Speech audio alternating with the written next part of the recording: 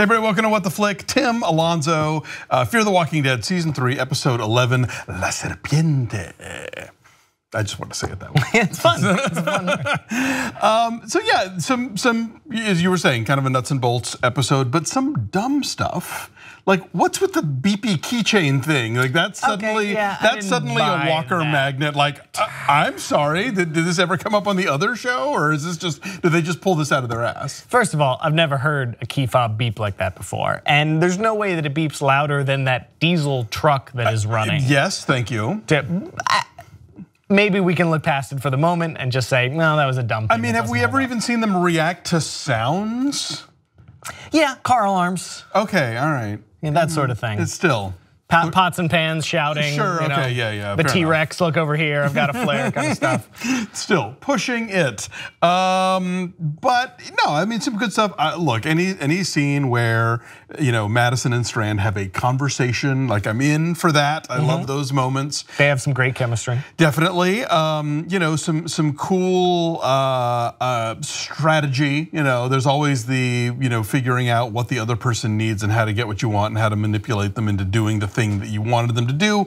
They figure out, obviously, that Lola is reticent to do the dirty work of being a leader or being somebody who has to fend off people that want to take the thing that you've got, but they figure out a way to make that happen so that she will, if not do it herself, at least concede to them the whole, like, defense part of maintaining the dam. Yeah, she's not ready to compromise her ethics yet to do this job, right, which is inherently a moral gray area. Yeah, but she'll subcontract it. Yeah, well, now she will. She sort of got tricked into it. Yeah. Now, the other thing was, okay, so when they're in the tunnels, and that was kind of a cool sequence where they're lost and don't know what's going on. They're getting chased. Then they find the tunnel that's being blocked by the one walker, and then they're not being chased anymore, and that gives them enough time to, like, hack through it and let the water out. Like, I'm less angry about that than I am about the key fob. I will say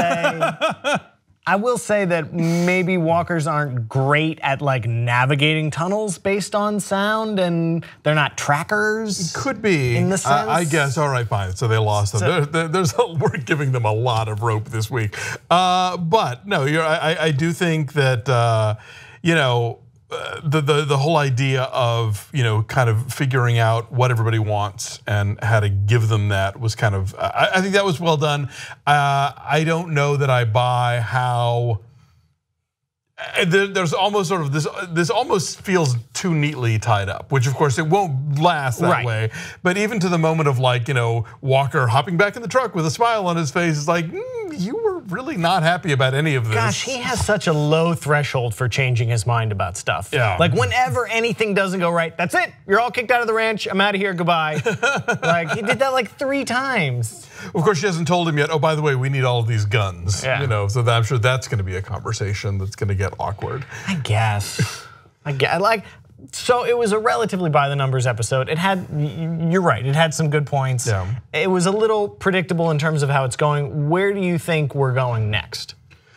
Well, I mean, obviously, I saw the clips of next week. So I haven't. Oh, well, we'll know what happened. What's been going on at the ranch in their absence. Obviously, when they get back, the water stuff is still going to be touchy. There will probably be disagreements about, like, do we go back and defend this dam? Do we not? Do we,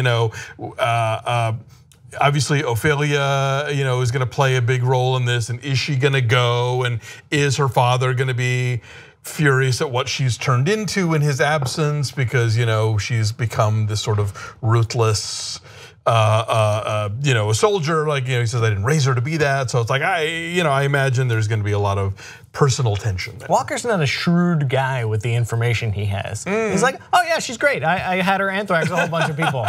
She poisoned them good. Yeah, woo. That's, he does not necessarily think that one through before. One that close to your vest. Yeah, maybe don't share everything right away, and then this Ephraim guy obviously has very unrealistic expectations. So there's the guy that's gonna cause drama for the rest of the season, I think.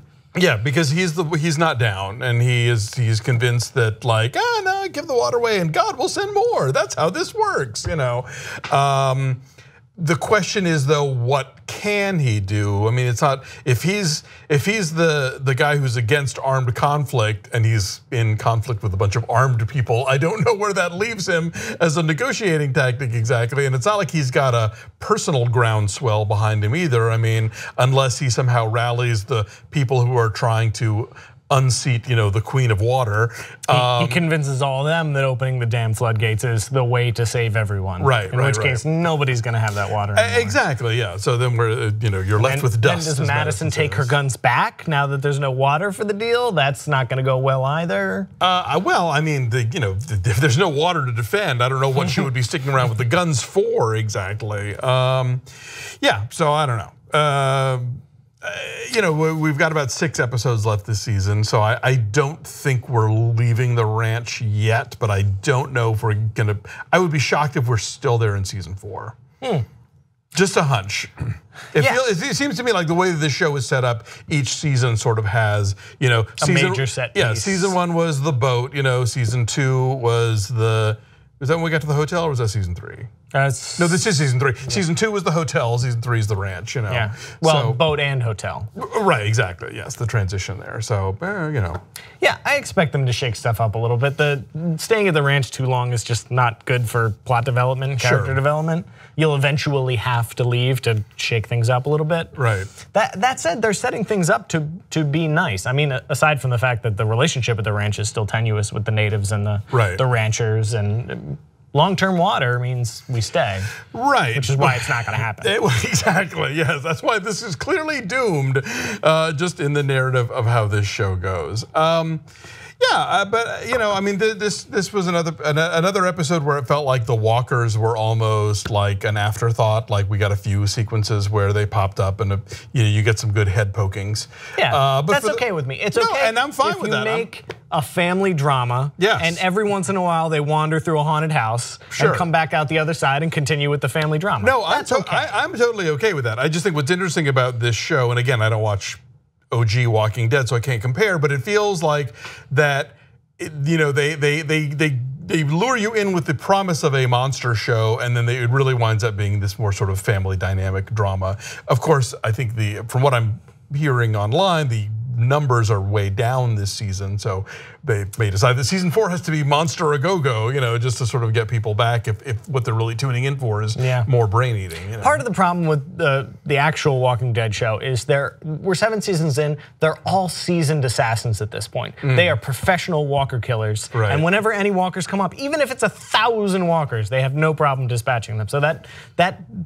drama is gone. Right. So they have to find other ways to do it. In this one, season 1 started as they were completely clueless. Yeah. Now they're catching up with Walking Dead. Sure. But they don't want to make the same mistakes, I think. No, and I think what the transition, the comparable transition here is that we're seeing that these characters may not necessarily be snipers, but they certainly are.